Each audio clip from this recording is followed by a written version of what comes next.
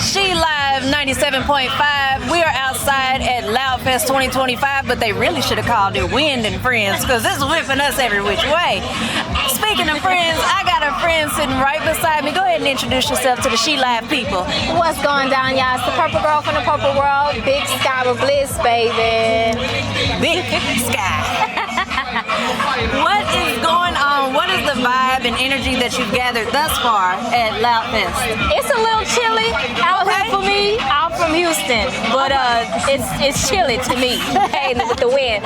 But no, it's really, really dope. We got a lot of great artists out here, great vendors. I bought a candle for my mommy.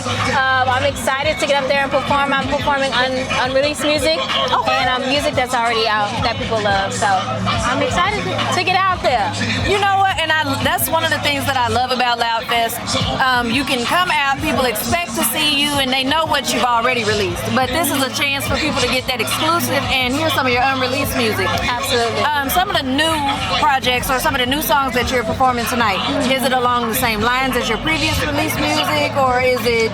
It's still along the same line. I've released Hype Me Up, I released Hood Rat, and I also released Make It Out Alive. So they're all pretty much like anthemic music, like really to get you going, get you dancing.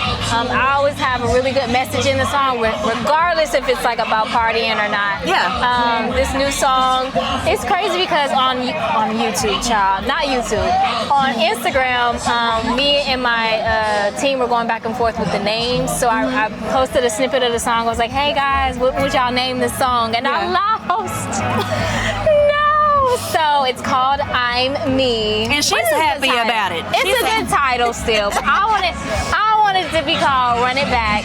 Basically, it's about a Rebel Baddies night out. Rebels is like what I call my supporters, because I really encourage individuality and people just be themselves, regardless if you want to dye your hair, if you want to spike your hair, if you want to wear men's clothes, women's clothes. I wear stuff that doesn't make sense and put it on and put it together, and just kind of have fun and be yourself. So it's about rebels going out, tearing up the club and having fun, you know. So, and it's fun. Yeah. I love it.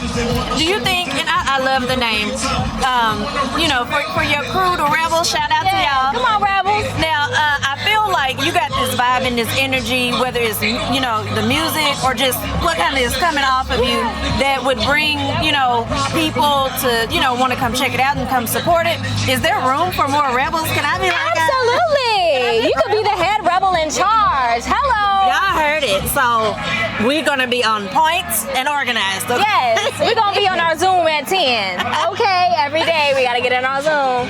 Absolutely. Do you think that you've had growth in the area where maybe your supporters started from the inside out locally, or have you actually had the adverse effect where it's been more strangers come and support you first and then? That's interesting. I've had a mixture of both throughout my career. In the beginning, like every artist, I didn't really have a lot of original music, so I performed a lot of Beyonce and Janet. I actually performed more Janet songs, but everyone didn't know who Janet was. I'm like, or didn't know her music, so I started performing more Beyonce songs. And I really did it because I was a little bit behind as far as being a polished artist. Like I didn't take vocal lessons and dance lessons, and I didn't go to performing arts school. So my way of fast tracking that was learning their routines, seeing their breath control, how they're holding a note while they're dancing. Like I psychoanalyze, like I really analyze the artists who are legendary and iconic because I want to be at that level. And it definitely helps shape basically how I create my songs, because I knew what it felt like doing Janet and Beyonce's music, so I know what my music needs to feel like for people to get riled up and be happy and just have a good time and let loose. So I'm very thankful for those days. So I had a lot of people from the inside during that time support me, and now that I'm doing my own thing, I actually get more strangers. Because it's like, she's cool, I want to be weird and dress like that and have, you know, I welcome everybody. I just really want everybody to be themselves. Absolutely. So that's my biggest message.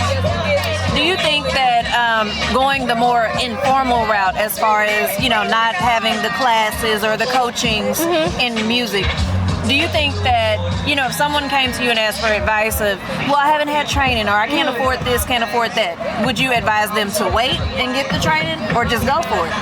I didn't wait, I went for it. I started off in a group, and the ladies in the group helped me figure out what harmonies were. Yeah. We had a vocal coach come in and out and teach us things. I always say I'm self-taught because I was on YouTube University. Okay, there are vocal lessons on there are ballet lessons on there. When you have the money, I will encourage you to go in person. I do take ballet class and vocal lessons and all of that still to this day. But if the funds are low, then you can go on YouTube University and figure all of that out. I feel like as long as you're doing the best you can to put out the best quality work, just go for it, because you never know what people are listening to, or what's gonna go viral, or there's a lot of artists who pretty much aren't developed but are famous. So I wouldn't say wait, I would say just go for it. But always strive to be better. Absolutely. Always strive to be better than what you are and where you started. That's just me. And maybe everybody's not a hater. Maybe there's just a little bit more growth. There's room for improvement for everybody, There's a reason why Beyonce's crazy. Well, you know She's what? crazy because She didn't work herself too crazy. Okay? Yes. Shouts out to B. Like she said, going that route, she's learned some stuff and, kind of had the hiccups. Is that something that you feel like has, polished you more and made you say, okay, well, I don't want to go that route again. Let me just hustle when it comes to more training and continuous training? So for me, because I'm a perfectionist, I think that I overtrained myself to a point where it wasn't necessarily about the feeling of the performance anymore. It was about being perfect. And so my biggest feedback was, we see that you're hitting all the dance moves, we see that you're hitting all the notes and your vocals are there, but we're not really experiencing what you think we're experiencing. We're seeing a great performer, but we're not in that performance with you. Yeah. So I had to dial back.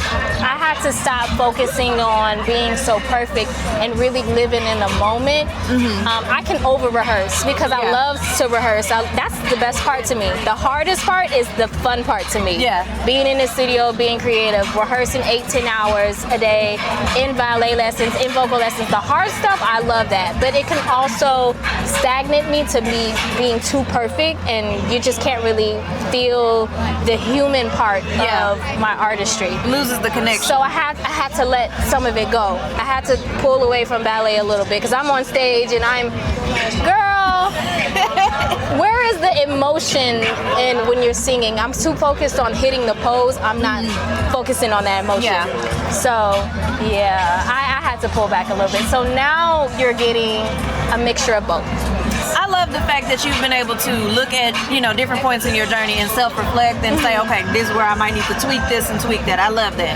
I know you said you're going to perform some new music tonight and, some familiar bops and songs. Of course, so people can stay connected to you. Where can they find you on your social media? You can find me everywhere at Skyrah Bliss. That's SKYRA AHBLISS. Perfect.